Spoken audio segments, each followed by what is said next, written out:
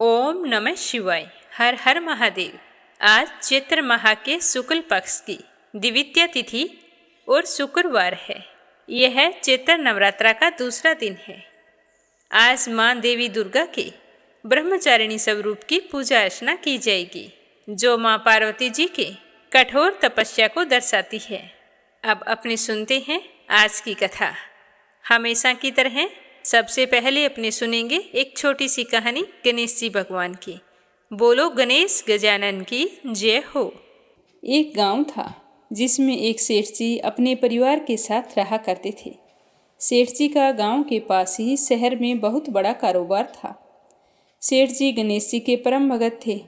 वे पूरी श्रद्धा और विश्वास के साथ नियमित रूप से गणेश जी की पूजा किया करते थे। तो गणेश जी की कृपा से सेठ जी के घर में अन्न धन के भंडार सदैव भरे रहते थे। उनके जीवन में किसी भी प्रकार की कोई कमी नहीं थी। नित्य प्रतिदिन वो नियम से नदी पर स्नान करने जाते और आकर गणेश जी की पूजा करते, उन्हें भोग लगाते। गणेश जी की पूजा करने के बाद ही स्वयं भोजन किया करते थे। ये उनका रोजाना का नियम था। पर यह बात सेठानी जी को बिल्कुल भी अच्छी नहीं लगती थी। वो धार्मिक नहीं थी और ना ही भगवान में विश्वास रखती थी। सेठ जी को रोजाना ऐसा करने के लिए मना किया करती थी, लेकिन सेठ जी सेठानी की बात पर ध्यान नहीं देते थे। एक दिन की बात है, सेठानी सोचने लगी कि ये गणेश जी को इतना मानते हैं और कहते हैं कि सब कुछ गणेश जी भगवान ने दिया है और हमेशा इनकी पूजा करते हैं। पत्थर की पूजा करने से कुछ नहीं होता है। आज मैं गणेश जी को यहाँ से उठा लेती हूँ, फिर देखती हूँ कि वो गणेश जी की पूजा कैसे करेंगे और बिना पूजा किए कितने दिन भूखे रहेंगे। तो यह सोचकर सेठानी दूसरे दिन जब सेठ जी नदी पर स्नान करने के लिए जाते हैं तो पीछे से गणेश जी की मूर्ति को उठा लेती है और बगीचे में ले जाकर जमीन में दबा देती है। जब सेठ जी नदी पर से स्नान करके आते हैं तो देखते हैं कि मंदिर में गणेश जी की मूर्ति नहीं है। तो वो सेठानी से पूछते हैं कि गणेश जी की मूर्ति कहाँ गई, मंदिर में तो है नहीं। तो सेठानी बोली कि मुझे नहीं मालूम, आपको पता है कि मेरी इन सब चीज़ों में कोई रुचि नहीं है। तो सेठ जी परेशान होकर सारे घर में गणेश जी की मूर्ति को ढूंढने लगे, पर उन्हें मूर्ति नहीं मिली। सेठानी ने कहा कि आप भोजन कर लो और काम पर जाओ। तो सेठ जी ने कहा कि आज तक मैंने कभी भी गणेश जी को भोग लगाए बिना भोजन नहीं किया है, तो आज भी नहीं करूँगा। सेठ जी ने अन्न जल त्याग दिया और मन ही मन गणेश जी का स्मरण करने लगे। कहने लगे कि प्रभु, मुझे लगता है कि आप मुझसे नाराज हो गए हैं। मेरी ही पूजा पाठ में कोई कमी रह गई थी, इसीलिए आप मुझे छोड़कर कहीं चले गए हैं। हे भगवान, अगर मुझसे कोई गलती हो गई हो तो मुझे माफ़ करो और अपनी कृपा दृष्टि मुझ पर बरसाओ और मुझे दर्शन दो। सेठ जी ने पूरा प्रण कर रखा था कि जब तक मुझे गणेश जी दर्शन नहीं देंगे तब तक मैं अन्न जल ग्रहण नहीं करूँगा। तो इसी तरह पूरा दिन निकल गया। रात्रि में सेठ जी गणेश जी का स्मरण करते हुए सो गए। तो सेठ जी की सच्ची भक्ति से गणेश जी भगवान प्रसन्न हो गए और सेठ जी को सोए हुए नींद में दिखाई देने लगा जैसे गणेश जी भगवान एक चूहे के साथ खेल रहे हैं और चूहे को खाने के लिए लड्डू देते हैं। तो वह चूहा लड्डू लेकर उछलता कूदता हुआ बगीचे में चला जाता है और वहां जाकर जमीन को खोदने लगता है। वहीं पर वो लड्डू डाल देता है। तो अचानक से सेठ जी की नींद खुल जाती है। तो वो सोचने लगते हैं कि मुझे इस तरह का सपना क्यों आया। फिर खड़े होकर बगीचे में चले जाते हैं और उसी जगह को जाकर खोदते हैं जिस जगह को अपने सपने में चूहे को लड्डू दबाते हुए देखा था। तो जैसे ही थोड़ी सी मिट्टी हटाई तो हटाते ही एक कपड़े के अंदर लपेटे हुए गणेश जी महाराज की मूर्ति मिल गई। तो यह देखकर सेठ जी बहुत ही प्रसन्न हुए और मूर्ति को लाकर नहला धुलाकर मंदिर में विराजमान कर दिया और पूजा पाठ करने लगे। घंटी की आवाज़ सुनकर सेठानी की नींद खुल गई।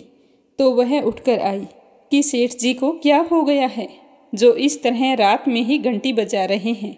तो सेठानी उठकर मंदिर में आकर देखती है तो गणेश जी की मूर्ति वहाँ पर विराजमान थी और सेठ जी पूजा पाठ कर रहे थे। तो यह देखकर सेठानी को बड़ी ही हैरानी होती है और वह हाथ जोड़कर सेठ जी से माफ़ी मांगती है और गणेश जी को छिपाने वाली सारी बात सेठ जी को बता देती है।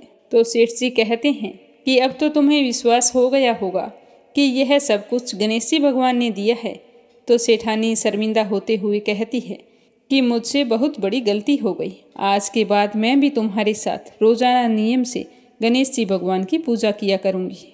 उसी दिन से सेठ और सेठानी प्रेम पूर्वक पूरे श्रद्धा भाव से गणेश जी भगवान की पूजा करने लगे। हे गणेश जी भगवान, जैसे आपने अपना आशीर्वाद सेठ जी पर बनाए रखा, उसी तरह सभी पर बनाए रखना। जो भी आपकी पूजा पाठ करके इस कथा को सुने, उसकी सारी मनोकामनाएं पूर्ण करना।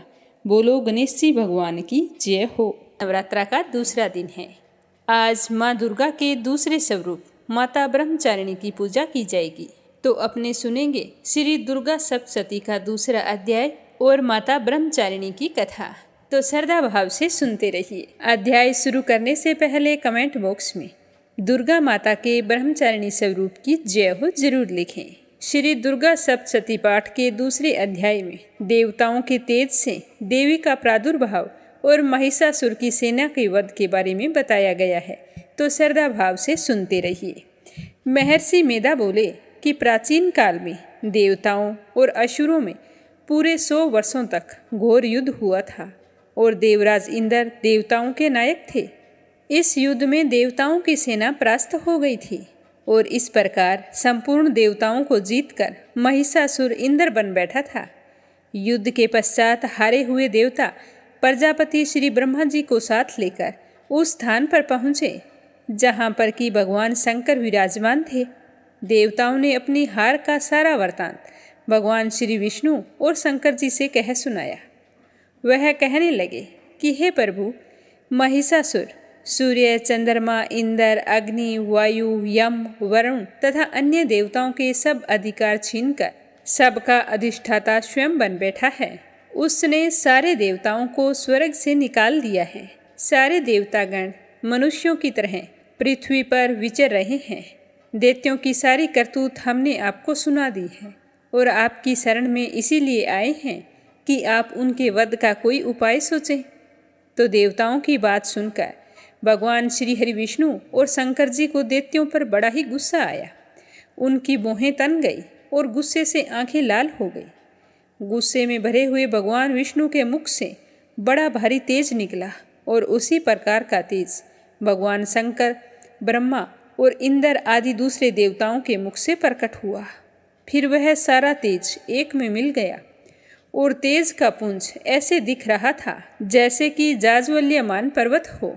देवताओं ने देखा कि उस पर्वत की ज्वाला चारों ओर फैली हुई थी और देवताओं के शरीर से प्रकट हुए तेज की किसी अन्य तेज से तुलना नहीं हो सकती थी। एक स्थान पर इकट्ठा होने पर वह तेज एक देवी के रूप में परिवर्तित हो गया और अपने प्रकाश से तीनों लोकों में व्याप्त जान पड़ा। वह भगवान शंकर का तेज था। उससे देवी का मुख प्रकट हुआ। यमराज के तेज से उसके सिर के बाल बने। भगवान विष्णु के तेज से उसकी भुजाएं बनी। चंद्रमा के तेज से दोनों स्तन और इंद्र के तेज से जंगा तथा पिंडली बने। पृथ्वी के तेज से निस्तंभ भाग बना। पितामह ब्रह्मा जी के तेज से दोनों चरण और सूर्य के तेज से उनकी अंगुलियां पैदा हुई। वसुओं के तेज से हाथों की अंगुलियां व कुबेर के तेज से नासिका बनी। प्रजापति के तेज से उसके दांत और अग्नि के तेज से उनके नेत्र बने। संध्या के तेज से उसकी भौहें और वायु के तेज से उनके कान प्रकट हुए। इस प्रकार उस देवी का प्रादुर्भाव हुआ था। महिषासुर से पराजित देवता उस देवी को देखकर अत्यंत प्रसन्न हुए।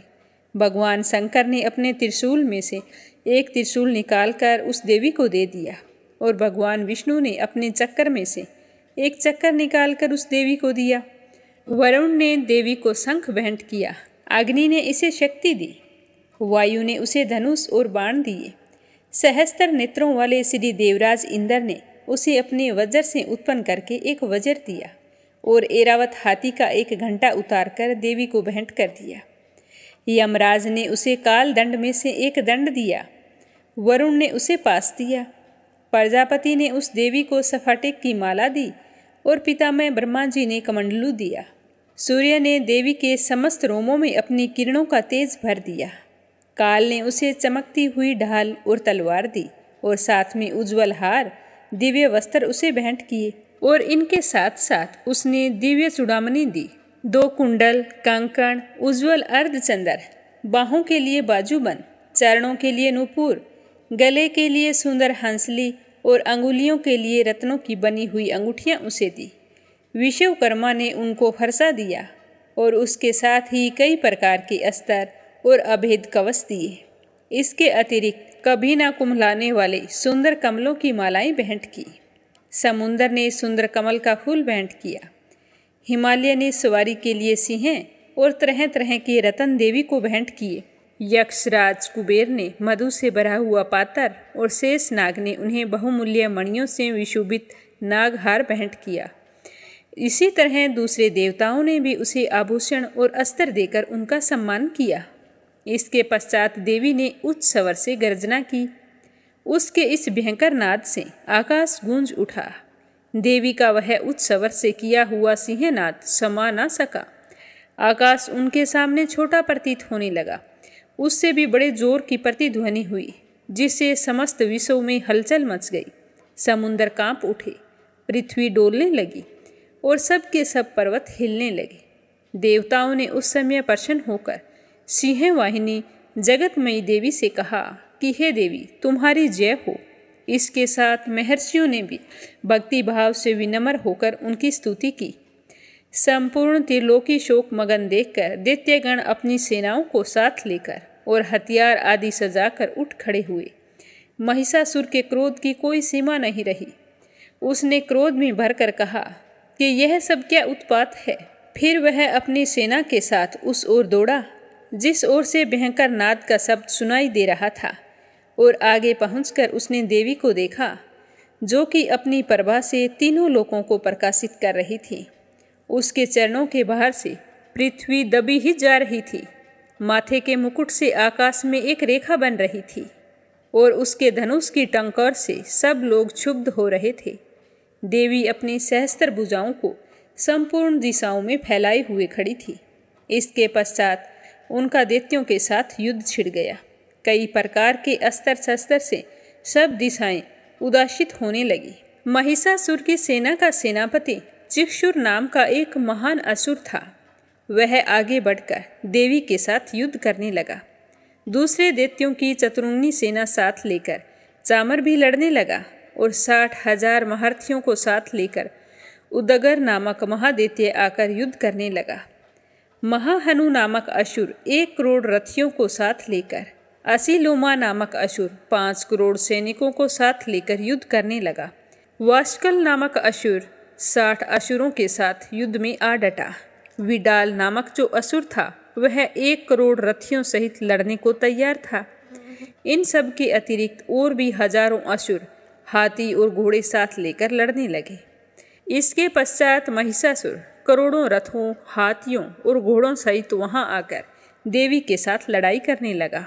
सभी असुर तोमर, भिंदीपाल, शक्ति, मुसल, खड़ंगों, हर्षों, पटियों के साथ रणभूमि में देवी के साथ युद्ध करने लगे। कई शक्तियां फेंकने लगे और कोई अन्य शस्त्र आदि। इसके पश्चात सब दैत्य अपनी अपनी तलवारें हाथों में लेकर देवी की ओर दौड़े। उसे मार डालने का प्रयास करने लगे, मगर देवी ने क्रोध में भरकर खेल ही खेल में उन सब के अस्त्र शस्त्रों को काट दिया। इसके पश्चात ऋषियों और देवताओं ने देवी की स्तुति आरंभ कर दी और वह प्रसन्न होकर असुरों के शरीर पर अस्त्र शस्त्रों की वर्षा करती रही। देवी का वाहन भी क्रोध में भरकर दैत्य सेना में इस प्रकार विचरने लगा जैसे कि वन में दावानल फैल रहा हो। युद्ध करती हुई देवी ने क्रोध में भरकर जितने श्वासों को छोड़ा वह तुरंत ही सैकड़ों हजारों गणों के रूप में परिवर्तित हो गई। फरसे, भिंदीपाल, खड़ग तथा पटिश इत्यादि अस्त्रों के साथ दैत्यों से युद्ध करने लगे। देवी की शक्ति से बढ़े हुए वो गण दैत्यों का नाश करते हुए ढोल, शंख व मृदंग आदि बजा रहे थे। उसके बाद देवी ने त्रिशूल, गदा, शक्ति, खड़ग इत्यादि से सहस्त्र असुरों को मार डाला और कितनों को ही घंटे की भयंकर आवाज से ही यमलोक पहुंचा दिया और कितने ही असुरों को अपनी पास में बांधकर पृथ्वी पर घसीटा। कितनों को ही अपनी तलवार से टुकड़े टुकड़े कर दिए और ना जाने कितनों को गदा की चोट से धरती पर सुला दिया। कई दैत्य मुसल की मार से घायल होकर रक्त वमन करने लगे। कई शूल से छाती फट जाने के कारण पृथ्वी पर लेट गए। कितनों की बाणों से कमर टूट गई। देवताओं को पीड़ा देने वाले दैत्य कट कट कर मरने लगे। ना जाने कितनों की बाहें अलग हो गई, कितनों की ग्रीवाएं कट गई और कईयों के सिर कटकर दूर भूमि पर लुढ़क गए। कितनों के शरीर बीच में से कट गए। ना जाने कितनों की जांघाएं कट गई और वो पृथ्वी पर गिर पड़े। और ना जाने कितने ही सिर व पैरों के कट जाने पर भी पृथ्वी से उठ खड़े हुए और शस्त्र लेकर देवी से लड़ने लगे। कई दैत्यगण भूमि में बाजों की ध्वनि के साथ नाच रहे थे। कई असुर जिनके सर कट चुके थे, बिना सिर के धड़ ही हाथ में शस्त्र लिए हुए लड़ाई कर रहे थे। दैत्य रह रहकर ठहरो ठहरो कहते हुए देवी को युद्ध के लिए ललकार रहे थे। जहाँ पर यह घोर संग्राम हुआ, वहाँ की भूमि रथ, हाथी, घोड़े और असुरों की लाशों से भर गई और असुर सेना के बीच में रक्तपात होने के कारण रुधिर की नदियां बह रही थी। और इस तरह देवी ने असुरों की विशाल सेना को क्षण भर में ही इस तरह से नष्ट कर डाला, जैसे काठ के ढेर को अग्नि पल भर में सवा कर देती है। और देवी का सिंह भी गर्दन के बालों को हिलाता हुआ और बड़ा शब्द करता हुआ असुरों के शरीर से मानो उनके प्राणों को ढूंढ रहा था। वहां देवी के गणों ने जब दैत्यों के साथ युद्ध किया तो देवताओं ने प्रसन्न होकर आकाश से उन पर फूलों की बारिश की। तो ये था दुर्गा सप्तशती का दूसरा अध्याय। अब अपने सुनेंगे माता ब्रह्मचारिणी की कथा। शुरुआत करेंगे गणेश जी की कहानी से, क्योंकि नवरात्रा में माता दुर्गा के अलग अलग स्वरूपों की पूजा करते समय सबसे पहले गणेश जी भगवान को याद करके उनकी पूजा अर्चना की जाती है। उसके बाद में नवरात्रा की कथा सुनी जाती है। बोलो गणेश जी महाराज की जय हो। अब अपने सुनते हैं माँ दुर्गा के दूसरे स्वरूप माता ब्रह्मचारिणी की कथा। ब्रह्मचारिणी का अर्थ है तप की चारिणी, यानी तप का आचरण करने वाली देवी। देवी का यह रूप पूर्ण ज्योतिर्मय और अत्यंत भव्य है। इस देवी के दाएं हाथ में जप की माला है और बाएं हाथ में कमंडल धारण किए हुए है। बोलो ब्रह्मचारिणी माता की जय हो। पूर्व जन्म में इस देवी ने हिमालय के घर पुत्री के रूप में जन्म लिया था और नारद जी के उपदेश से भगवान शंकर को पति के रूप में पाने के लिए बहुत ही कठिन तपस्या की थी। इस कठिन तपस्या के कारण ही इन्हें ब्रह्मचारिणी नाम से अभिहित किया गया। तपस्या के दौरान 1000 वर्ष तक इन्होंने केवल फल फूल खाकर ही बिताए थे और 100 वर्षों तक केवल जमीन पर रहकर साग पर निर्वाह किया था। कुछ दिनों तक कठिन उपवास रखे, खुले आकाश के नीचे वर्षा और धूप में घोर कष्ट सहे, 3000 वर्षों तक टूटे हुए बिल्व पत्र खाए, फिर भी भगवान शंकर जी की आराधना करती रही। इसके पश्चात उन्होंने सूखे बिल्व पत्र खाने भी छोड़ दिए। कई हजार वर्षों तक निर्जल और निराहार रहकर तपस्या करती रही। सूखे बिल्व पत्रों को खाना छोड़ देने के कारण ही इनका नाम अपर्णा पड़ा। कठिन तपस्या के कारण देवी का शरीर एकदम से क्षीण हो गया। देवता, ऋषि, सिद्धगण, मुनि सभी ने ब्रह्मचारिणी की तपस्या को अभूतपूर्व पुण्य कृत्य बताया और खूब सराहना की और कहा कि हे देवी, आज तक किसी ने भी इस तरह की कठोर तपस्या नहीं की है। इतनी कठिन तपस्या केवल तुम ही से संभव हुई है। तुम्हारी मनोकामना जरूर परिपूर्ण होगी। भगवान चंद्रमौली शिव जी तुम्हें पति के रूप में जरूर प्राप्त होंगे। हमारा ये आशीर्वाद है। अब तुम तपस्या छोड़कर घर लौट जाओ। तुम्हारे पिताजी तुम्हें ढूंढ रहे हैं। फिर भी देवी तपस्या करती रही तो भगवान शिव जी का सिंहासन हिल गया। तो शिव जी ने देवी की परीक्षा लेने के लिए सप्त ऋषियों को भेजा। तो सप्त ऋषियों ने जाकर कई तरह से देवी को भड़काने का प्रयास किया, लेकिन देवी तो सिर्फ भगवान शंकर जी का नाम ही जप रही थी। तो वो तो उन्हें प्रणाम करके वापस लौट आई। आकर शिव जी को बताया कि देवी तो अपने निश्चय पर अटल है, वो किसी भी तरह से अपना निश्चय नहीं बदलने वाली। तो भगवान शंकर ने देवी की खुद परीक्षा लेने की सोची और मगरमच्छ बनकर देवी की परीक्षा ली। उस परीक्षा में भी देवी सफल हो गई।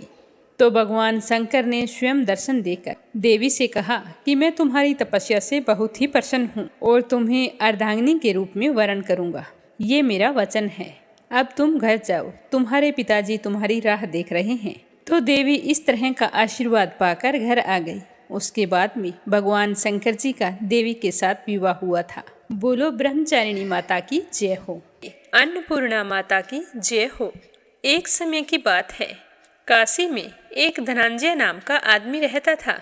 उसकी पत्नी का नाम था सुलक्षणा। धनंजय और उसकी पत्नी को वैसे तो कोई बात का दुख नहीं था।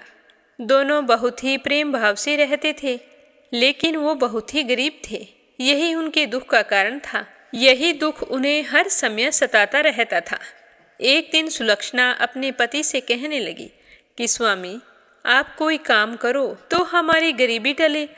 ऐसे तो कैसे काम चलेगा? कब तक हम इस तरह बैठे रहेंगे? कोई काम तो करो। तो धनंजय के मन में अपनी पत्नी की बात बैठ गई और वो उसी दिन विश्वनाथ शंकर जी को प्रसन्न करने के लिए बैठ गया और कहने लगा कि हे देवादिदेव विश्वेश्वर, मुझे पूजा पाठ करना कुछ नहीं आता। मैं तो केवल आपके भरोसे बैठा हूँ। इस तरह विनती करके वह 2-3 दिन तक भूखा प्यासा बैठा रहा। यह देखकर भगवान शंकर ने उसके कान में कहा कि अन्नपूर्णा अन्नपूर्णा अन्नपूर्णा। तो इस प्रकार 3 बार कहा। तो धनंजय सोच में पड़ गया कि यह कौन था, क्या कह गया। 3 बार एक ही शब्द बोला कि अन्नपूर्णा अन्नपूर्णा अन्नपूर्णा। इसका क्या मतलब है? यह सोच रहा था कि तभी मंदिर से ब्राह्मण आ रहे थे। उन्हें देखकर पूछने लगा कि पंडित जी, अन्नपूर्णा कौन है? तो ब्राह्मण हंसने लगे कि तू जो 3-4 दिनों से अन्न छोड़ के बैठा है, तो तुझे अन्न की बात ही सूझेगी। अब तू घर जा और अन्न ग्रहण कर। तो धनंजय घर आ गया, अपनी पत्नी से सारी बात कही। तो उसकी पत्नी कहने लगी कि हे नाथ, चिंता मत करो, स्वयं शंकर जी ने यह मंत्र दिया है, वे स्वयं ही इसका खुलासा करेंगे। आप फिर जाओ और उनकी आराधना करो। तो धनंजय फिर मंदिर में चला गया और पूजा करने बैठ गया। रात्रि में शंकर जी ने आज्ञा दी और कहा कि तुम पूर्व दिशा में चला जा। तो वह भगवान के कहे अनुसार पूर्व दिशा की ओर चल पड़ा। अन्नपूर्णा का नाम जपता जा रहा था। रास्ते में फल खाता, झरनों का पानी पीता। इस प्रकार कितने ही दिनों तक चलता गया। वहां उसे चांदी सी चमकती हुई वन की शोभा दिखाई दी और एक बहुत ही सुंदर सरोवर था। उसके किनारे कितनी ही अप्सराएं झुंड बनाकर बैठी थी, एक कथा सुना रही थी और बाकी सारी मिलकर माँ अन्नपूर्णा बार बार कह रही थी। तो यह मार्गशीर्ष मास की उजेली रात्रि थी और उनका अन्नपूर्णा माता का व्रत था। जिस शब्द की खोज करने के लिए वह निकला था, वह शब्द उसे वहां सुनाई दिया। तो धनंजय उनके पास गया और पूछने लगा कि हे देवियों, आप यह क्या कर रही हो? तो उन्होंने कहा कि हम सारी की सारी माँ अन्नपूर्णा का व्रत करती हैं। तो धनंजय पूछने लगा कि देवियों, इस व्रत के करने से क्या फल मिलता है? क्या यह व्रत किसी और ने भी किया है? इस व्रत को कब किया जाता है? कैसा व्रत है और इसकी पूजा विधि क्या है? सब कुछ मुझे विस्तार से बताओ। तो वो सारी अप्सराएं कहने लगी कि इस व्रत को कोई भी कर सकता है। 21 दिन के लिए 21 गांठ का सूत लेना चाहिए। 21 दिन यदि ना बने तो 1 दिन उपवास करे। यदि यह भी ना कर सके तो केवल कथा सुनकर प्रसाद ग्रहण करें, पर ध्यान रखें कि कथा सुने तब तक निराहार रहना चाहिए। अगर कथा सुनने वाला कोई ना मिले तो पीपल के पत्तों को रखकर सुपारी या घृत कुमारी वृक्ष के सामने कर दीपक को साक्षी मानकर सूर्य, गाय, तुलसी या महादेव को कथा सुनाए। कथा सुनने से पहले मुख में एक दाना तक ना डालें। यदि भूल से भी कुछ आपके मुंह में चला जाता है तो 1 दिन फिर से उपवास करें। व्रत के दिन क्रोध ना करें और झूठ भी ना बोलें। धनंजय कहने लगा कि इस व्रत के करने से क्या होगा? तो वो कहने लगी कि अंधों को नेत्र मिले, लूलों को हाथ मिले, निर्धन के घर धन आए, बांझी को संतान मिले, मूर्ख को विद्या आए। जो जिस कामना से इस व्रत को करे, माँ अन्नपूर्णा उसकी सारी मनोकामनाएं पूर्ण करती है। वह कहने लगा कि बहनों, मेरे पास धन नहीं है, विद्या भी नहीं है, कुछ भी तो नहीं है। मैं तो दुखिया ब्राह्मण हूँ। क्या तुम मुझे इस व्रत का सूत दोगी? तो वो कहने लगी कि हाँ भाई, तेरा कल्याण हो, हम तुम्हें अवश्य देंगे। ये लो व्रत का मंगल सूत्र। तो धनंजय ने भी उस दिन से व्रत शुरू कर दिया व्रत पूरा हुआ तो सरोवर में से 21 खंड की सोने की हीरा मोती जड़ी हुई एक सीढ़ी प्रकट हुई। धनंजय जय अन्नपूर्णा अन्नपूर्णा कहता हुआ इस सीढ़ियों में उतरता ही गया। तो उतरते उतरते उसने देखा कि करोड़ों सूर्य से प्रकाशमान अन्नपूर्णा माता का मंदिर है। उसके सामने सोने के सिंहासन पर माता अन्नपूर्णा विराजमान है। सामने भिक्षा हेतु शंकर जी खड़े हैं। देवांगनाएं चंवर डुलाती है, कितने ही हथियार बांधे पहरा देती है। तो धनंजय दौड़कर जगदम्बा के चरणों में गिर गया। तो देवी माँ उसके मन का क्लेश जान गई। धनंजय कहने लगा कि माता, आप तो अंतर्यामिनी हो, मैं अपनी दशा क्या बताऊं। तो माता कहने लगी कि मेरा व्रत किया है, जा सारा संसार तेरा सत्कार करेगा। माता ने धनंजय के जीवा पर बीज मंत्र लिख दिया। अब तो उसके रोम रोम में विद्या प्रकट हो गई। इतने में धनंजय देखता है कि वह तो काशी विश्वनाथ के मंदिर में खड़ा है। तो माँ का वरदान लेकर धनंजय घर आ गया। सुलक्षणा से सारी बात बताई। तो माताजी की कृपा से उसके घर में धन संपत्ति उमड़ने लगी। वह तो खूब धनवान हो गया। उसका छोटा सा घर अब तो बहुत बड़े घरों में गिना जाने लगा। जैसे शहद के छत्ते में मक्खियाँ जमा होती है, उसी प्रकार उनके घर अनेकों सगे संबंधी आकर उसकी बड़ाई करने लगे। कहने लगे कि इतना सारा धन, इतना बड़ा और सुंदर घर, पर तुम्हारे तो संतान नहीं है, तो इस कमाई का भोग कौन करेगा। सुलक्षणा के संतान नहीं हो सकती, इसीलिए धनंजय तुम्हें दूसरा विवाह कर लेना चाहिए। तो धनंजय की इच्छा नहीं थी, पर रिश्तेदारों के दबाव बनाने पर धनंजय को दूसरा विवाह करना पड़ा। अब सती सुलक्षणा को सोत का दुख उठाना पड़ा। इस प्रकार दिन बीतते गए। फिर अगन का महीना आया। तो सुलक्षणा का पति तो अपनी दूसरी पत्नी के साथ रहता था, नए बंधन में बंधा हुआ था। तो सुलक्षणा ने अपने पति से कहलाया कि हम व्रत के प्रभाव से सुखी हुए हैं, हमें यह व्रत नहीं छोड़ना चाहिए। ये तो सब माताजी का ही प्रताप है जो हम इतने सुखी और संपन्न हैं। तो सुलक्षणा की बात सुनकर धनंजय उसके यहाँ आया और व्रत में बैठ गया। धनंजय की नई पत्नी को इस बात की खबर नहीं थी कि वो व्रत में पूजा पाठ कर रहा है। वह धनंजय के आने की राह देखती रही। दिन बीतते गए। व्रत पूर्ण होने में 3 दिन बचे थे। तब धनंजय की दूसरी पत्नी को पता चल गया कि उसका पति सुलक्षणा के पास है। तो उसके मन में ईर्ष्या की ज्वाला दहकने लगी और वह क्रोधित हुई सुलक्षणा के घर आ गई। वहां आकर जोर जोर से शोर मचाने लगी और धनंजय से कहा कि तुम मेरे साथ चलो। यह कहकर धनंजय को अपने साथ ले गई। धनंजय ने अपनी पत्नी को बहुत समझाने की कोशिश की, पर उसने एक भी नहीं सुनी। थोड़ी देर बाद में धनंजय को पूजा करते हुए कई दिन हो गए थे, तो थकान के कारण उसे नींद आ गई। तो उसी समय उसकी नई पत्नी ने उसके व्रत का सूत तोड़कर आग में फेंक दिया। अब तो माताजी का कोप जाग गया। उसके घर में अचानक से आग लग गई। सब कुछ जलकर खाक हो गया। जब सुलक्षणा को पता चला तो वह समझ गई कि यह सब माताजी का ही प्रकोप है। तो वह अपनी सोत के घर आई, जहाँ अपने पति और उसकी पत्नी को बैठे हुए देखा। खाने पीने को कुछ नहीं था। तो सुलक्षणा अपने पति को वहाँ से अपने साथ ले आई। यह देखकर धनंजय की दूसरी पत्नी को बहुत ही गुस्सा आया और वह रूठकर अपने पिता के घर चली गई। अब पति को परमेश्वर मानने वाली सुलक्षणा कहने लगी कि हे स्वामी, घबराना बिल्कुल नहीं, माताजी की कृपा अलौकिक है। पुत्र कुपुत्र हो जाता है, पर माता कुमाता कभी नहीं होती। अब आप श्रद्धा और भक्ति से आराधना शुरू करो, वे जरूर हमारा कल्याण करेंगी। तो सुलक्षणा की बात सुनकर धनंजय फिर से माता रानी की पूजा में लग गया। जैसे ही 21 दिन की पूजा पूरी हुई तो वहीं सरोवर सीढ़ी प्रकट हुई। तो धनंजय माँ अन्नपूर्णा कहता हुआ उस सीढ़ियों में उतर गया और माता रानी के चरणों में जाकर रुंदन करने लगा। माँ प्रसन्न होकर कहने लगी कि मैं तुम्हारी पूजा से बहुत ही प्रसन्न हूँ। पहले तूने मेरे व्रत को बीच में तोड़ा था, इसी कारण मेरा कोप हुआ था, पर अब तुझे कोई भय नहीं है। ये ले मेरे सोने की मूर्ति ले जा और इसकी पूजा करते रहना, तो फिर से सुखी हो जाएगा। जा, तुझे मेरा आशीर्वाद है। तेरी पत्नी सुलक्षणा ने पूरी श्रद्धा से मेरा व्रत किया है, तो मैंने उसे पुत्र प्राप्ति का आशीर्वाद दिया है। माता रानी के ऐसा कहते ही धनंजय की एकदम से आंखें खुली तो वह खुद को काशी विश्वनाथ मंदिर में खड़ा पाया। वहां से फिर वह अपने घर गया और खुश होते हुए सारी बात बताई।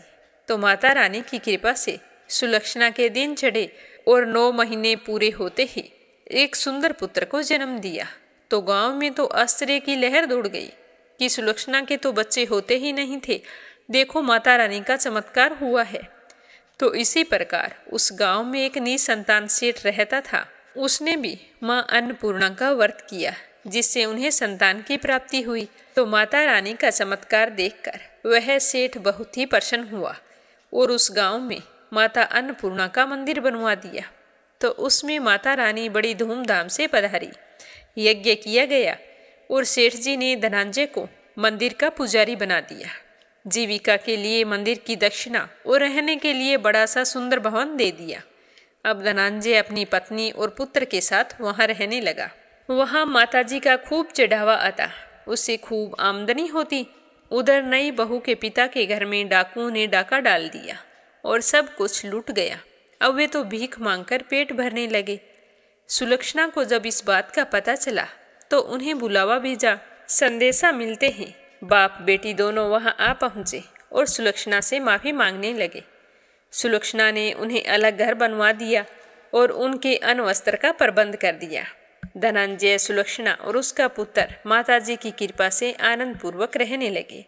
हे माता रानी, जैसे आपने धनंजय और सुलक्षणा के भंडार भरे, वैसे सबके भंडार भरना। जो भी आपका व्रत रखकर आपकी इस कथा को श्रद्धा भाव से सुने, उसकी सारी मनोकामनाएं पूर्ण करना। बोलो अन्नपूर्णा माता की जय हो। अब अपने सुनते हैं भागवत कथा का आगे का अध्याय। प्रेम भाव से सुनते रहिए। बोलो श्री हरि विष्णु भगवान के अनंत स्वरूपों की जय हो। श्री सुखदेव जी कहते हैं कि हे राजन, जब देवताओं ने सर्वशक्तिमान भगवान श्री हरि की इस तरह से स्तुति की, तब वे प्रसन्न होकर उन देवताओं के बीच में ही प्रकट हो गए। उनके शरीर की प्रभा ऐसी थी मानो हजारों सूर्य एक साथ उग आए हों। भगवान की उस प्रभा से सभी देवताओं की आंखें चौंधिया गई। वे भगवान तो क्या, आकाश, दिशाएं, पृथ्वी और अपने शरीर को भी नहीं देख सके। केवल भगवान शंकर और पितामह ने उस छवि का दर्शन किया। बड़ी ही सुंदर झांकी थी। मरकत मणि के समान स्वच्छ श्यामल शरीर, कमल के भीतरी भाग के समान सुकुमार नेत्रों में लाल लाल डोरियां और चमकते हुए सुनहरे रंग का रेशमी पीतांबर। सर्वांग सुंदर शरीर के रोम रोम से प्रसन्नता फूट रही थी। धनुष के समान टेढ़ी भौहें और बड़ा ही सुंदर मुख, सिर पर महामणिय किरीट और भुजाओं में बाजूबंद। कानों के झलकते हुए कुंडलों की चमक पड़ने से कपोल और भी सुंदर हो उठते थे, जिससे मुख कमल खिल उठता था। कमर में करधनी की लड़ियां, हाथों में कंगन, गले में हार और चरणों में नुपुर शोभायमान थे। वक्ष स्थल पर लक्ष्मी और गले में कौस्तुभ मणि तथा वनमाला सुशोभित थी। भगवान के निज अस्त्र सुदर्शन चक्र आदि मूर्तिमान होकर उनकी सेवा कर रहे थे। सभी देवताओं ने पृथ्वी पर गिरकर साष्टांग प्रणाम किया। फिर सारे देवताओं को साथ लेकर शंकर जी तथा पितामह ब्रह्मा जी परम पुरुष भगवान की स्तुति करने लगे। पितामह ने कहा कि जो जन्म, स्तुति और प्रलय से कोई संबंध नहीं रखते, जो प्राकृत गुणों से रहित एवं मोक्ष रूप परमानंद के महान समुद्र हैं, जो सूक्ष्म से भी सूक्ष्म हैं और जिनका स्वरूप अनंत है, उन ऐश्वर्यशाली प्रभु को हम लोग बार बार नमस्कार करते हैं। हे पुरुषोत्तम, अपना कल्याण चाहने वाले साधक वेदोक्त एवं 5 रात्रोक्त विधि से आपके इसी स्वरूप की उपासना करते हैं। मुझे भी रचने वाले प्रभु, आपके इस विसौम्य स्वरूप में मुझे समस्त देवगणों के साथ तीनों लोक दिखाई दे रहे हैं। आप में ही पहले यह जगत लीन था, मध्य में भी आप में ही यह स्थित है और अंत में यह आप में ही लीन हो जाएगा। आप स्वयं कार्य कारण से परे परम स्वतंत्र हैं। आप ही इस जगत के आदि, अंत और मध्य हैं। वैसे ही जैसे घड़े का आदि, मध्य और अंत मिट्टी ही होता है, आप अपने ही आश्रय रहने वाली अपनी माया से इस संसार की रचना करते हैं और इसमें फिर से प्रवेश करके अंतर्यामी के रूप में विराजमान होते हैं। इसीलिए विवेकी और शास्त्रज्ञ पुरुष बड़ी सावधानी से अपने मन को एकाग्र करके इन गुणों की, विषयों की भीड़ में भी आपके निर्गुण स्वरूप का ही साक्षात्कार करते रहते हैं। जैसे मनुष्य युक्ति के द्वारा लकड़ी से आग, गऊ से अमृत के समान दूध, पृथ्वी से अन्न तथा जल और व्यापार से अपनी आजीविका प्राप्त कर लेते हैं, वैसे ही विवेकी पुरुष भी अपनी शुद्ध बुद्धि से भक्ति योग, ज्ञान योग आदि के द्वारा आपको इन विषयों में ही प्राप्त कर लेते हैं और अपनी अनुभूति के अनुसार आपका वर्णन भी करते हैं। हे कमलनाभ, जिस प्रकार दावाग्नि से झुलसता हुआ हाथी गंगा जल में डुबकी लगाकर सुख और शांति का अनुभव करने लगता है, वैसे ही आपके आविर्भाव से हम लोग परम सुखी और शांत हो गए हैं। हे स्वामी, हम लोग बहुत दिनों से आपके दर्शनों के लिए अत्यंत ललायित थे। आपने हमें दर्शन देकर निहाल कर दिया है। आप ही हमारे बाहर और भीतर की आत्मा हैं। हम सब लोकपाल जिस उद्देश्य से आपके चरणों की शरण में आए हैं, उसे आप कृपया करके पूर्ण कर लीजिए। आप सबके साक्षी हैं, अतः इस विषय में हम लोग आपसे और क्या निवेदन करें। आप तो सब कुछ जानने वाले हैं। हे प्रभु, मैं, शंकर जी, अन्य देवता, ऋषि और दक्ष प्रजापति आदि सब के सब अग्नि से अलग हुई चिंगारी की तरह आपके ही अंश हैं और अपने को आपसे अलग मानते हैं। ऐसी स्थिति में हे जगत के पालनहार, हम लोग समझ ही क्या सकते हैं। ब्राह्मण और देवताओं के कल्याण के लिए जो कुछ करना आवश्यक है, उसका आदेश आप ही दीजिए और आप वैसा स्वयं कर लीजिए।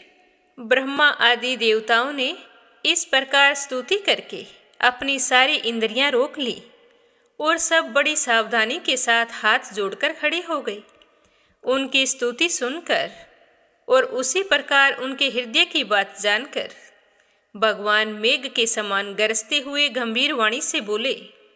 इस तरह बताते हुए श्री सुखदेव जी कहने लगे कि हे राजन, समस्त देवताओं के तथा जगत के एकमात्र स्वामी भगवान अकेले ही उन सब का कार्य करने में समर्थ थे।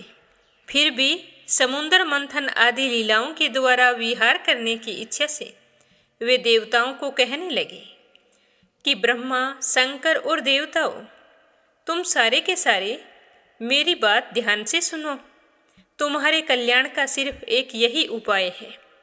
इस समय असुरों पर काल की कृपा है, इसीलिए जब तक तुम्हारी अभ्युदय और उनकी उन्नति का समय नहीं आता, तब तक तुम दैत्यों और दानवों के पास जाकर उनसे संधि कर लो। कोई बड़ा कार्य करना हो तो दुश्मनों से मेल मिलाप कर लेना चाहिए। यह बात अवश्य है कि काम बन जाने पर उनके साथ सांप और चूहे वाला बर्ताव कर सकते हैं। तुम लोग बिना विलंब के अमृत निकालने का प्रयत्न करो। उसे पी लेने पर मरने वाला प्राणी भी अमर हो जाता है। पहले क्षीर सागर में सब प्रकार के घास, तिनके, लताएं और औषधियाँ डाल दो। फिर तुम लोग मंद्राचल की मंथानी और वासुकी नाग की नेति बनाकर मेरी सहायता से समुद्र का मंथन करो। अब आलस्य और प्रमाद का समय नहीं है। हे देवताओं, विश्वास रखो। दैत्यों को तो मिलेगा केवल श्रम और क्लेश, परंतु फल तुम ही को मिलेगा। अतः हे देवताओं, असुर लोग तुमसे जो जो चाहें सब स्वीकार कर लो। शांति रखने से सब काम बन जाते हैं। क्रोध करने से कुछ नहीं होता। पहले समुद्र से कालकूट विष निकलेगा, उससे तुम डरना मत। और किसी भी वस्तु के लिए कभी लोभ मत करना। पहले तो किसी वस्तु की कामना ही नहीं करनी चाहिए, परंतु यदि कामना हो और वह पूरी ना हो तो क्रोध भी नहीं करना चाहिए। इस तरह भगवान श्री हरि विष्णु देवताओं को आदेश देकर उनके बीच में ही अंतर्ध्यान हो गए, क्योंकि वे तो सर्वशक्तिमान और परम स्वतंत्र जो थे, उनकी रहस्य लीला को जान ही कौन पाया है। उनके चले जाने पर पितामह और शंकर जी ने फिर से भगवान को नमस्कार किया और फिर अपने अपने लोकों को चले गए। उसके बाद देवराज इंद्र आदि देवता राजा बलि के पास गए।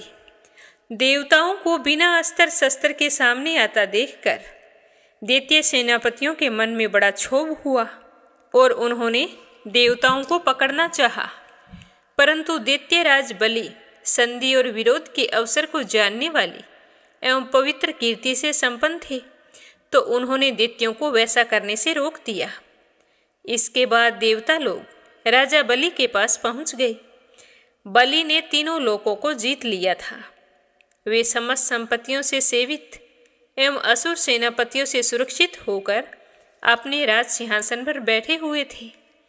बुद्धिमान देवराज इंद्र ने बड़ी मधुर वाणी से समझाते हुए राजा बलि से वे सारी बातें कही जिनकी शिक्षा स्वयं भगवान ने उन्हें दी थी। तो उनकी वह बात दैत्यराज बलि को जच गई। वहां बैठे हुए दूसरे सेनापति संबर, अरिष्टनेमि और त्रिपुर निवासी असुरों को भी यह बात बहुत अच्छी लगी और फिर देवता और असुरों ने आपस में संधि समझौता किया और मित्रता कर ली।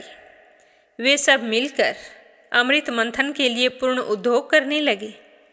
इसके बाद उन्होंने अपनी शक्ति से मंदराचल को उखाड़ लिया और ललकारते तथा गरजते हुए उसे समुद्र तट की ओर ले चले। उनकी भुजाएं परिग के समान थी, शरीर में खूब शक्ति थी और अपने अपने बल का घमंड तो होना ही था, परंतु वह मंदराचल पर्वत बहुत भारी था। एक तो वह बहुत भारी और दूसरा उसे दूर तक ले जाना। तो इससे देवराज इंद्र, बलि आदि सारे के सारे हार चुके थे। जब ये किसी प्रकार से भी मंदराचल पर्वत को आगे नहीं ले जा सके, तब उन्होंने विवश होकर उसे रास्ते में ही पटक दिया। वह सोने का पर्वत मंदराचल बड़ा भारी था। गिरते समय उसने बहुत सारे देवता और दानवों का चकनाचूर कर डाला। उन देवता और असुरों के हाथ, कमर और कंधे भी टूट गए थे और उनका उत्साह भी टूट चुका था। तो उनका उत्साह भंग हुआ देखकर गरुड़ पर चढ़े हुए भगवान सहसा वहीं पर प्रकट हो गए। उन्होंने देखा कि देवता और असुर पर्वत के गिरने से पिस गए हैं। अतः उन्होंने अपनी अमृतमयी दृष्टि से देवताओं को इस प्रकार जीवित कर दिया मानो उनके शरीर में बिल्कुल भी चोट न आई हो। इसके बाद उन्होंने खेल ही खेल में एक हाथ से उस पर्वत को उठाकर गरुड़ पर रख लिया और स्वयं भी सवार हो गए। फिर देवता और असुरों के साथ उन्होंने समुद्र तट की यात्रा की। पक्षीराज गरुड़ ने समुद्र के तट पर पर्वत को उतार दिया। फिर भगवान के विदा करने पर गरुड़ जी वहां से चले गए। देवता और असुरों ने नागराज वासुकी को यह वचन देकर कि समुद्र मंथन से प्राप्त होने वाले अमृत में तुम्हारा भी हिस्सा रहेगा, ऐसा कहकर उसे भी शामिल कर लिया।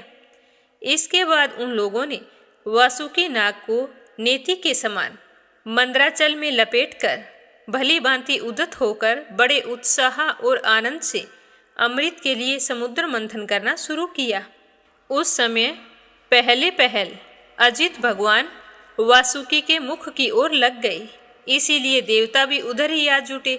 परंतु भगवान की यह चेष्टा दैत्य सेनापतियों को पसंद नहीं आई। उन्होंने कहा कि पूंछ तो सांप का अशुभ अंग है, हम उसे नहीं पकड़ सकते। हमने वेद शास्त्रों का विधि पूर्वक अध्ययन किया है, उनसे वंश में हमारा जन्म हुआ है और वीरता के बड़े बड़े काम हमने किए हैं। हम देवताओं से किस बात में कम हैं जो हम सांप की पूंछ पकड़े। इस तरह कहकर वे सारे के सारे एक ओर खड़े हो गए। उनकी यह मनोवृत्ति देखकर भगवान ने मुस्कुराकर वासुकी का मुख छोड़ दिया और देवताओं के साथ उन्होंने पूंछ पकड़ ली। इस प्रकार अपना अपना स्थान निश्चित करके देवता और असुर अमृत प्राप्ति के लिए पूरी तैयारी से समुद्र मंथन करने लगे। जब समुद्र मंथन होने लगा तब बड़े बड़े बलवान देवता और असुरों के पकड़े रहने पर भी अपने भार की अधिकता और नीचे कोई आधार न होने के कारण मंदराचल पर्वत समुद्र में डूबने लगा। इस प्रकार अत्यंत बलवान देव के द्वारा अपना सब किया कराया मिट्टी में मिलते देखकर उनका मन टूट गया। सबके मुख पर उदासी छा गई। उस समय भगवान ने देखा कि यह तो विघन राज की करतूत है, इसीलिए उन्होंने उसके निवारण के लिए उपाय सोचा और अत्यंत विशाल एवं विचित्र कच्छप का रूप धारण किया और फिर समुद्र के जल में प्रवेश करके मंदराचल पर्वत को अपनी पीठ पर उठा लिया। भगवान की शक्ति अनंत है, वे सत्य संकल्प हैं, उनके लिए यह कौन सी बड़ी बात थी। देवताओं और असुरों ने देखा कि मंदराचल तो ऊपर उठाया है, तब वे फिर से समुद्र मंथन के लिए उठ खड़े हुए। उस समय भगवान ने जम्बू द्वीप के समान 1,00,000 योजन फैलाई हुई अपनी पीठ पर मंदराचल को धारण कर रखा था। जब बड़े बड़े देवता और असुरों ने अपने बाहुबल से मंदराचल को प्रेरित किया, तब वह भगवान की पीठ पर घूमने लगा। अनंत शक्तिशाली आदि कश्यप भगवान को उस पर्वत का चक्कर लगाना ऐसा जान पड़ता था मानो उनकी कोई पीठ खुजला रहा हो। साथ ही समुद्र मंथन संपन्न करने के लिए भगवान ने असुरों में उनकी शक्ति और बल को बढ़ाते हुए असुर रूप से प्रवेश किया। वैसे ही उन्होंने देवताओं को उत्साहित करते हुए उनमें देव रूप से प्रवेश किया और वासुकी नाग में निद्रा के रूप से प्रवेश किया। इधर पर्वत के ऊपर दूसरे पर्वत के समान बनकर सहस्त्रबाहु भगवान अपने हाथों से उसे दबाकर स्थिर हो गए। उस समय आकाश में पितामह शंकर जी आदि उनकी स्तुति करके उनके ऊपर फूलों की वर्षा करने लगे। इस प्रकार भगवान ने पर्वत के ऊपर उसको दबा रखने वाले के रूप में, नीचे उसके आधार कच्छप के रूप में, देवताओं और असुरों के शरीर में उनकी शक्तियों के रूप में, पर्वत में दृढ़ता के रूप में और नेति बने हुए वासुकी नाग में निद्रा के रूप में, जिससे उसे कष्ट ना हो, प्रवेश किया और सब ओर से सबको शक्ति संपन्न कर दिया। अब वे अपने बल के मद से उन्मत्त होकर मंदराचल के द्वारा बड़े वेग से समुद्र मंथन करने लगे। उस समय समुद्र और उसमें रहने वाले मगर, मछली आदि जीव क्षुब्ध हो गए थे।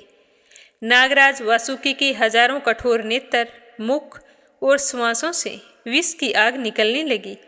उनके धुएं से पोलम, कालेय, बलि, इलवल आदि असुर निस्तेज हो गए। उस समय वे ऐसे जान पड़ते थे मानो दावानल से झुलसे हुए साखू के पेड़ खड़े हों। देवता भी उससे बच नहीं सके। वासुकी के श्वास की लपटों से उनका तेज भी फीका पड़ गया। वस्त्र, माला, कवच एवं मुख धूमिल हो गए।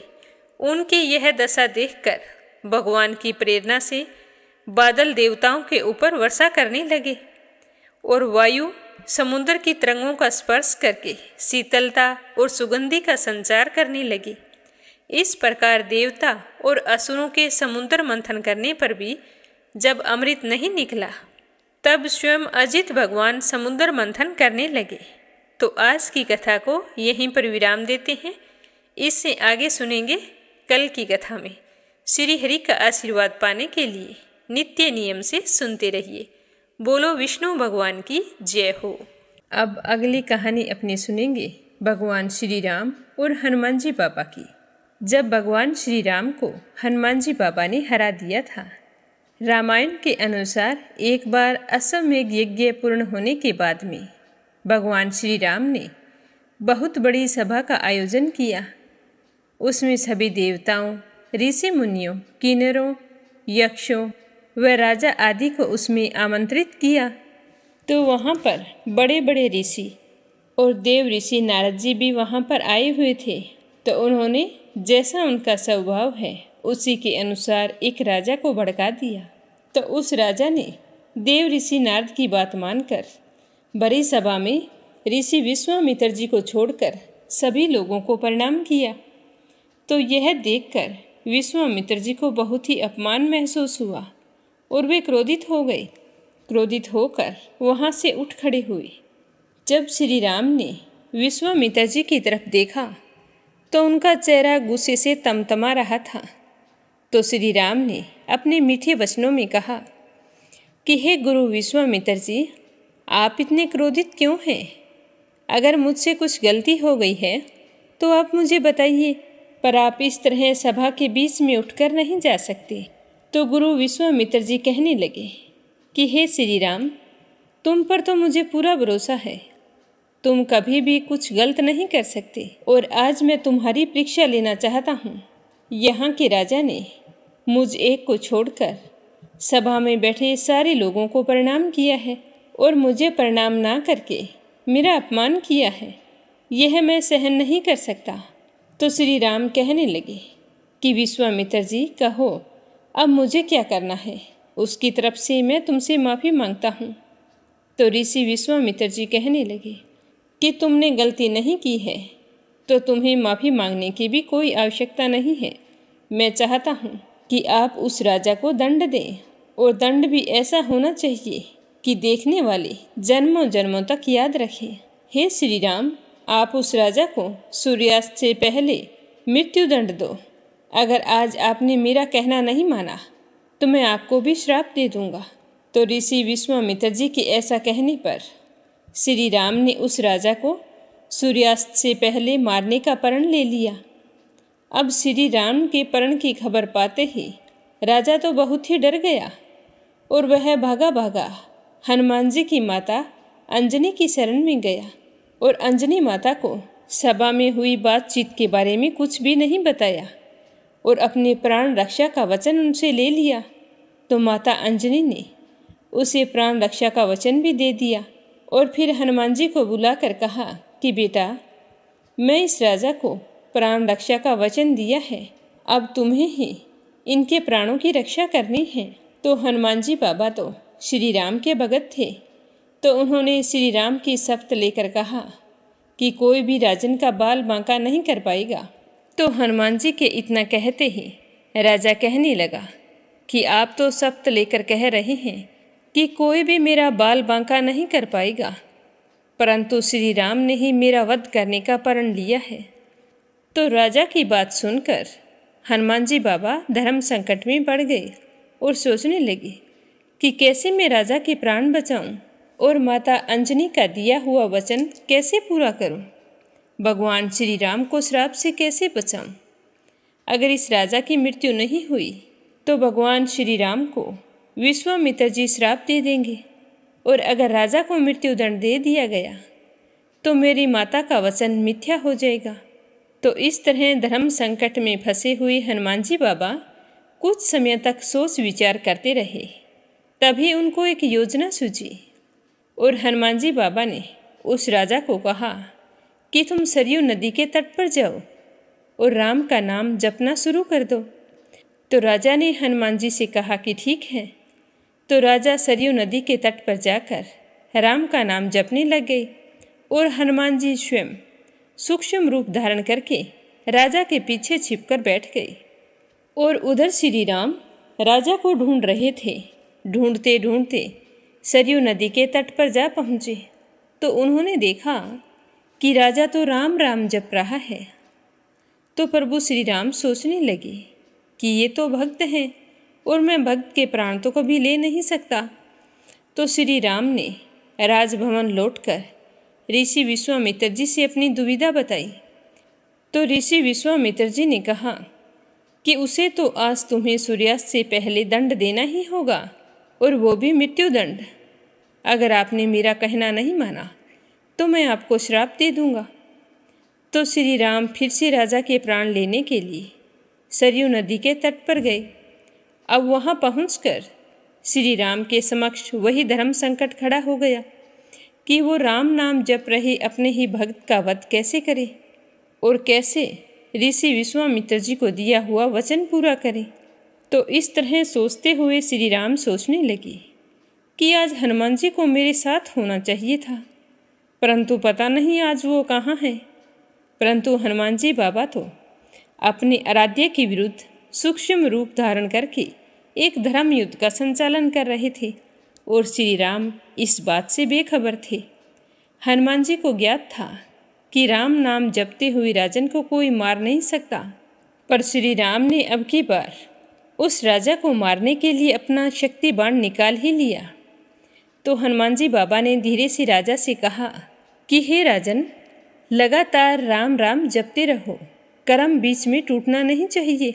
तो भगवान श्री राम ने जैसे ही बाण चलाया तो उस शक्ति बाण का कोई असर नहीं हुआ। तो भगवान श्री राम असहाय होकर राजभवन लौट आए। और जब विश्वामित्र जी को इस बात का पता चला कि श्री राम राजा को दंड दिए बिना ही लौट आए हैं, तो वे श्राप देने को उतारू हो गए। तो भगवान श्री राम हाथ जोड़कर कहने लगे कि हे गुरु विश्वामित्र जी, मुझे आखिरी मौका और दीजिए, अभी सूर्यास्त नहीं हुआ है, मैं अब जाता हूँ, अब की बार उस राजा को मृत्युदंड देकर ही लौटूंगा। इतना कहकर सरयू नदी के तट पर पहुँच गए। श्री राम को आया देखकर हनुमान जी बाबा राजा से कहने लगे कि हे राजन, आप इस तरह बोलो, सिया राम जय जय जय राम, सिया राम जय जय राम। तो हनुमान जी की बात सुनकर वह राजा इसी तरह गाने लगा। तो प्रभु श्री राम सोचने लगे कि यह तो मेरे नाम के साथ साथ ये राजन शक्ति और भक्ति की जय बोल रहा है। अब तो इसे कोई भी अस्त्र या शस्त्र मार नहीं सकता। अब मैं गुरु विश्वामित्र जी को क्या जवाब दूंगा। तो इस तरह अपने सामने आए धर्म संकट को देखकर श्री राम वहीं पर मूर्छित हो गए। तो उन्हें मूर्छित हुआ देखकर हनुमान जी बाबा श्री राम को लेकर सभा में उपस्थित हुए। तो श्री राम को मूर्छित हुआ देखकर सारे लोग हैरान हो गए। तभी गुरु वशिष्ठ ने ऋषि विश्वामित्र जी को कहा कि आप श्री राम को इस तरह धर्म संकट में ना डालें, क्योंकि श्री राम चाह कर भी राम नाम जपने वालों को मार नहीं सकते, क्योंकि जो शक्ति राम के नाम में है वो शक्ति तो स्वयं श्री राम में भी नहीं है। अगर तुम्हें विश्वास नहीं है तो अपनी आँखों से ही देख लो कि आज श्री राम की क्या हालत हो गई है। हे विश्वामित्र जी, मैं आपसे विनती करता हूँ कि आप श्री राम को वचन से मुक्त करो। तो तब तक तो ऋषि विश्वामित्र जी का गुस्सा शांत हो चुका था और वो मन ही मन सोचने लगे कि प्रणाम तो राजा ने नहीं किया और मैंने दुविधा में श्री राम को डाल दिया, ये कहाँ का न्याय है।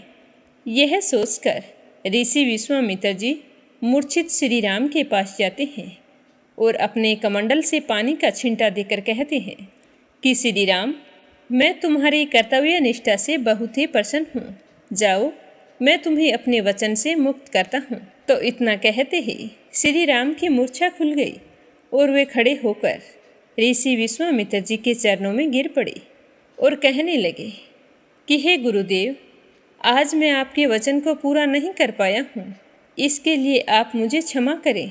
आप जो सज़ा देना चाहते हैं वो सज़ा मैं भुगतने के लिए तैयार हूँ। तो ऋषि विश्वामित्र जी ने कहा कि हे श्री राम, जिसने अपने जीवन में कभी किसी का बुरा नहीं किया, हमेशा मीठे वचन बोलकर सबके हृदय में वास करते हो, तो मैं तुम्हें श्राप कैसे दे सकता हूँ। जाओ, मैंने तुम्हें श्राप से मुक्त किया। तो गुरुदेव की बात सुनकर श्री राम बहुत ही प्रसन्न हुए। तब तक हनुमान जी बाबा राजा को भी वहाँ लेकर आ चुके थे। तो राजा और हनुमान जी बाबा दोनों श्री राम के चरणों में आ गिरे। तो हनुमान जी बाबा को देखते ही भगवान श्री राम समझ गए कि यह सब कुछ किया धरा हनुमान जी का है। तो श्री राम कहने लगे कि आज हनुमान जी ने सिद्ध कर दिया है कि भक्ति की शक्ति सदैव आराध्य की ताकत बनती है, तथा जो सच्चा भक्त होता है वह भगवान से भी बड़ा और ताकतवर होता है। आज हनुमान जी के राम नाम के सहारे ने मुझे भी हरा दिया है। यह कहते हुए श्री राम ने हनुमान जी बाबा को अपने गले से लगा लिया। बोलो सियावर रामचंद्र भगवान की जय हो। बोलो हनुमान जी बाबा की जय हो। अब आपने सुनते हैं लपसी और तपसी की कहानी। बोलो लपसी तपसी की जय हो। बहुत पुराने समय की बात है। एक गांव में एक ब्राह्मण परिवार रहा करता था। उसमें पति पत्नी के अलावा उनके 2 बच्चे थे, एक बेटा था, एक बेटी थी। ब्राह्मण दंपति बहुत ही सरल स्वभाव के थे। समय मिलने पर प्रभु का स्मरण किया करते थे। उनकी बेटी बहुत ही संस्कारी और सुशील थी, लेकिन उनका बेटा आवारा किस्म का था। वह कोई काम धाम नहीं करता और ना ही कभी अपने माँ बाप का कहना मानता था। समय के साथ दोनों बहन भाई बड़े हो गए। बहन की शादी कर दी गई, पर भाई का वही हाल था। उसके माँ बाप ने उसे समझाया कि बेटा, अब हम वृद्ध हो चले हैं, तुम कोई काम किया करो, लेकिन उस पर उनकी बातों का कोई असर नहीं होता था। तो एक दिन ब्राह्मणी अपने पति से कहने लगी कि स्वामी, आप बिल्कुल काम छोड़ दीजिए। जब घर में कुछ भी नहीं होगा तो यह अपनी जिम्मेदारी समझेगा और काम पर लग जाएगा। तो ब्राह्मण ने दूसरे दिन से काम पर जाना छोड़ दिया। तो यह देखकर उनके बेटे ने कोई काम नहीं किया और चोरी करने चला गया। आते जाते राहगीरों को लूट लेता और उसी से अपने घर का गुजारा किया करता था। तो उसकी लूटने और चोरी करने की आदत से सारे गांव वाले उसे लपसी कहने लगे। तो लपसी की इस हरकत से उसके माँ बाप बहुत ही दुखी रहते थे, पर वह किसी की सुनने के लिए तैयार नहीं था। इसी तरह समय बीतता गया। एक दिन की बात है कि लपसी एक पीपल के पेड़ पर बैठा था। तभी शिव पार्वती जा रहे थे। पार्वती माता गहनों से लदी हुई थी। तो लपसी उन्हें देखकर सोचने लगा कि सूरत के कितने गहने हैं, आज ये सारे के सारे लूट लूँगा तो मुझे कई महीनों तक चोरी नहीं करनी पड़ेगी। तो वह लूटने के इरादे से पीपल की ओट में होकर बैठ गया। जैसे ही शिव पार्वती वहाँ से जाने लगे तो लपसी एकदम से शिव पार्वती के सामने आकर कहने लगा कि जल्दी से जितने सारे गहने पहन रखे हैं उतार दो। तो पार्वती माता कहने लगी कि तुम चोरी क्यों करती हो, तुम्हें पता है चोरी करना पाप है। तो लपसी कहने लगा कि क्या करूं, घर पर मेरे माँ बाप हैं, मेरी एक भांजी है, उनके लिए दोनों समय भोजन की व्यवस्था कहाँ से करूं, मुझे कोई काम तो आता नहीं है। तो लपसी की बात सुनकर पार्वती माता कहने लगी कि तुम जो चोरी करके पाप करते हो, इस पाप का भागी कौन बनेगा।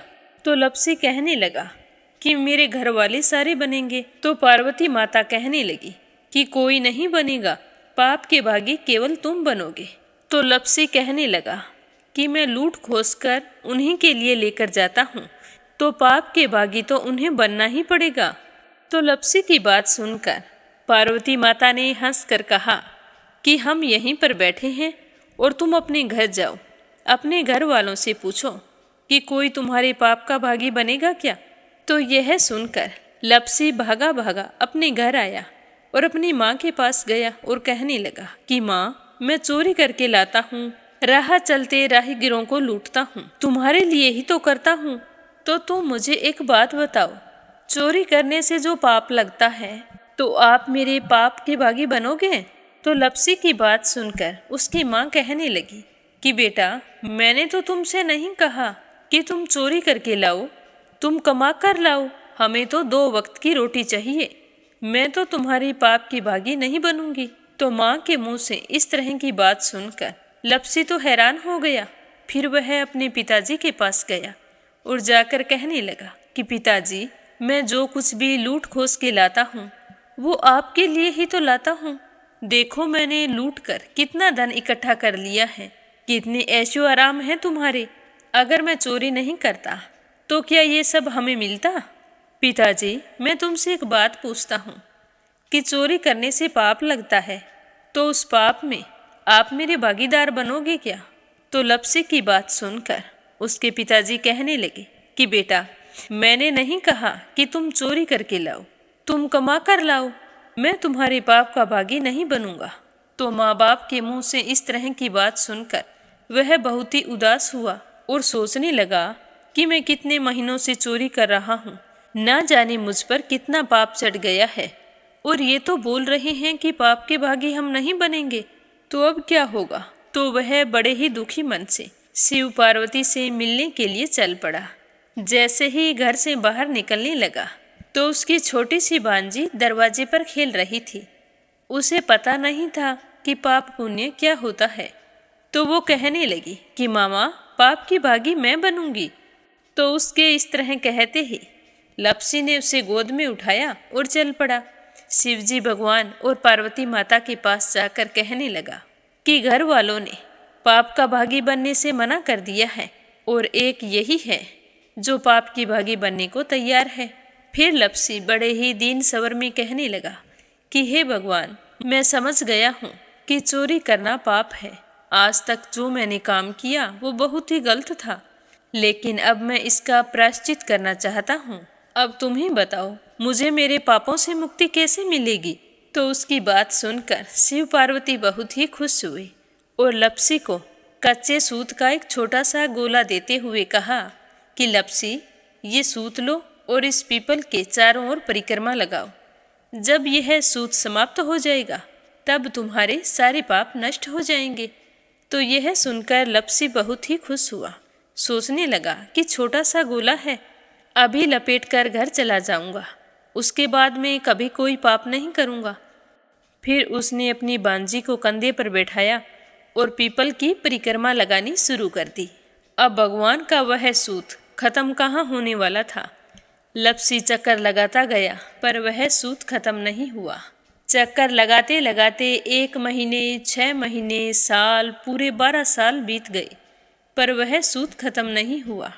12 साल बाद एक बार फिर शिव पार्वती जी वहाँ से गुजर रहे थे तो पार्वती माता ने कहा कि स्वामी, चलो लप्सी को चलकर देखते हैं। तो शिवजी कहने लगे, वो चोरी करने वाला, लूटने वाला कब का चला गया होगा। तो पार्वती माता कहने लगी कि नहीं स्वामी, चलकर देखने में क्या जाता है, चलो एक बार देखते हैं। तो शिव पार्वती जी जैसे ही पीपल वृक्ष के पास आए तो देखा कि लप्सी तो अब भी चक्कर लगा रहा है। वहाँ चारों ओर गहरी खाई हो गई है और लप्सी की बड़ी बड़ी दाढ़ी, मूंछें, नाखून बढ़ गए हैं। तो यह देखकर पार्वती माता ने कहा कि देखो स्वामी, आप तो कह रहे थे कि वो कब का ही चला गया, देखो इसके मन में सच्ची भक्ति है। तो पार्वती की बात सुनकर शिवजी ने कहा कि चलो अभी देख लेता हूँ। तो यह कहकर शिवजी ने एक सोने का कड़ा लप्सी के आगे फेंक दिया। तो लप्सी ने झट से उसके ऊपर पैर कर लिया। फिर अचानक से उसका ध्यान शिव पार्वती जी की ओर गया तो वो हाथ जोड़कर कहने लगा कि भगवान, अब तो मेरे पाप समाप्त हो गए होंगे, आप मुझे यहाँ से जाने की आज्ञा दीजिए। आपका यह सूत अभी तक खत्म नहीं हुआ है। तो शिवजी भगवान ने कहा कि तुम्हारे पाप कर्म भी अभी तक पूरे नहीं हुए हैं। तो शिवजी की बात सुनकर लप्सी कहने लगा कि भगवान, मुझे पूरे 12 वर्ष हो गए हैं आपकी भक्ति करते करते, और अब भी आप मुझ पर शक कर रहे हैं। तो शिवजी ने कहा कि अपना पैर उठाओ। तो जैसे ही लप्सी ने अपना पैर उठाया तो उसके पैर के नीचे सोने का कड़ा था। तो यह देखकर लप्सी शर्मिंदा हो गया और कहने लगा कि प्रभु, गलती हो गई, मुझे माफ़ करो, आगे से मैं ऐसी गलती कभी नहीं करूँगा। तो शिवजी कहने लगे कि नहीं लप्सी, तुम्हारा पाप ऐसे पूरा नहीं हो सकता। अब तुम्हें 12 वर्ष तक और इसी तरह परिक्रमा करनी होगी, उसी के बाद तुम्हारे पाप समाप्त होंगे। यह कहकर शिव पार्वती वहाँ से चले गए और वह फिर से पीपल के पेड़ की परिक्रमा करता रहा। करते करते 12 साल बीत गए। 12 साल बाद में शिव पार्वती जी वहाँ पर आए तो उन्होंने देखा कि आज भी वो वहीं पर चक्कर लगा रहा है। तो शिवजी ने फिर उसके सामने सोने की अंगूठी फेंकी पर उसने कोई ध्यान नहीं दिया। तो शिवजी भगवान प्रसन्न होकर कहने लगे कि हे लप्सी, आज से तुम मेरी तपस्या करके तपसी बन गए हो। मैं तुम्हें वरदान देता हूँ कि तुम अपने जीवन में सारे सुखों को प्राप्त करेगा। और तूने 24 बरस तक मेरी भक्ति की है, इसका फल भी तुझे अवश्य मिलेगा। जो भी औरत गाय और कुत्ते की रोटी नहीं बनाएगी, उसका पुण्य फल तुम्हें मिलेगा। आंगन लीप कर दहलीज नहीं लीपेगी तो उसका पुण्य फल भी तुझे ही मिलेगा। अगर हमारे घर की बहन बेटी को हम सूट, तीवल या साड़ी भेंट स्वरूप देते हैं तो साथ में मोली का धागा और कुछ रुपए नहीं देंगे तो उसका पुण्य फल भी तुम्हें ही मिलेगा। अगर कोई दिए से दिया जलाएगा तो उसका पुण्य फल भी तुम्हें ही मिलेगा। अगर व्रत और पूजा पाठ में सारी कहानी सुन ले और तुम्हारी कहानी ना सुने तो उसका पुण्य फल भी तुम्हें ही मिलेगा। कहा जाता है कि तभी से सुबह पहली रोटी गाय की और सुबह की अंतिम रोटी छोटी बनाई जाती है और शाम को अंतिम रोटी बड़ी बनाई जाती है जो कुत्ते की होती है। और दिए से दिया भी नहीं जलाया जाता और घर की बहन बेटियों को सूट और तीवल के साथ भेंट स्वरूप कुछ रुपए भी जरूर दिए जाते हैं। और उसी दिन से हर व्रत कथा के बाद में लपसी तपसी की कहानी जरूर सुनी जाती है और कथा समाप्त होने पर कहा जाता है कि लपसी का फल लपसी को मिले, तपसी का फल तपसी को मिले। हमारी पूजा पाठ का, हमारे व्रत का और हमारी कहानी का पुण्य फल हमें मिले। बोलो लपसी तपसी की जय हो। तो ये थी लपसी और तपसी की कहानी। लपसी तपसी दो भाई नहीं थे। लपसी और तपसी एक ही आदमी का नाम था। लूट कर लाता था, इसीलिए उसे लपसी के नाम से पुकारते थे और फिर भगवान की तपस्या करने के कारण उसे तपसी के नाम से जाना जाने लगा। बोलो लपसी तपसी की जय हो। अब अपने सुनते हैं कथा सुनने वाले प्यारे श्रोताओं के नाम। आज का पहला कमेंट है संजय, सोनिया, हिताक्षी, दीपेश, मयंक, हरियाणा से। दूसरा है परमेश्वरी, रघुवीर सिंह, दिल्ली से। और तीसरा है लक्ष्मी, सुमित्रा, शिवराज हीरो, सोवा शर्मा, पोखरा से। निर्मला सिसोदिया, दिल्ली से। रजनी बड़ोला, उत्तराखंड से। सुनीता पंवार, कृषु पंवार, मध्य प्रदेश से। सरला रानी, करणपुर से। राधा रोहिला, दिल्ली से। सुरेंद्र कुमार शर्मा, श्रीमती रजनी देवी, दुआंसी, लविसा, सोनीपत से। अपराजिता, मीना श्रीवास्तव, नेपाल से। दिल्ली बहादुर भंडारी, सरिता भंडारी, नम्रता भंडारी, सूरज भंडारी, नेपाल से। मीरा अग्रवाल, बंगाल से। उषा शर्मा, राजस्थान से। शोभा कुंवर पुरोहित, अहमदाबाद से। मंजुला कपूर, पंजाब से। यूएन तिवारी, इंदिरा तिवारी, लखनऊ से।